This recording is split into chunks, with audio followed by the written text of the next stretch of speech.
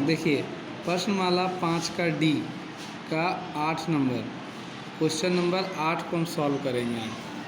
तो कह रहा है एक आदमी अपने वेतन का 20% बचाता है।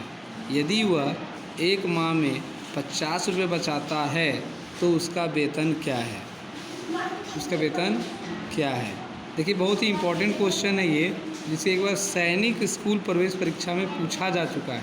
यानी जितने भी पूछने वाले प्रश्न होते हैं ये इम्पोर्टेंट है, यानी इसे किसी न किसी परीक्षा में पूछा गया है। तो नेक्स्ट आगामी आपके कोई परीक्षा होंगे उसमें ये क्वेश्चंस ज़रूर आने की संभावना होगी। तो इस क्वेश्चंस को हम लोग सॉल्व करेंगे। क्लास 7 है, प्रश्नमाला डी का क्वेश्चन नंबर 8। चलिए आते हम सॉल्व करते हैं। सबसे पहले कहता है एक आदमी अपने वेतन का 20% बचाता है।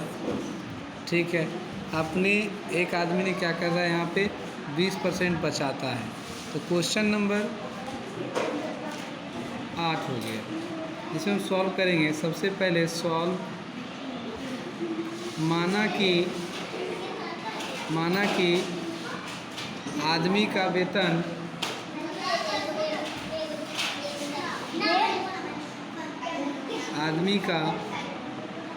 जो वेतन होगा वो होगा x रुपया। कितना होगा? x रुपया। मान लेते हैं कि आदमी का वेतन कितना होगा?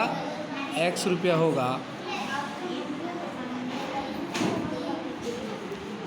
माना कि आदमी का वेतन x रुपया है।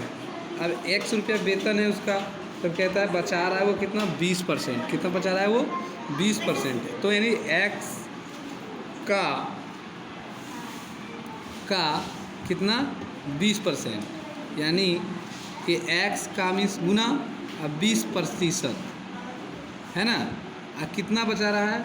यदि वो एक हम कहता है 50 रुपये बचाता है तो यानी कितना बराबर हो जाएगा?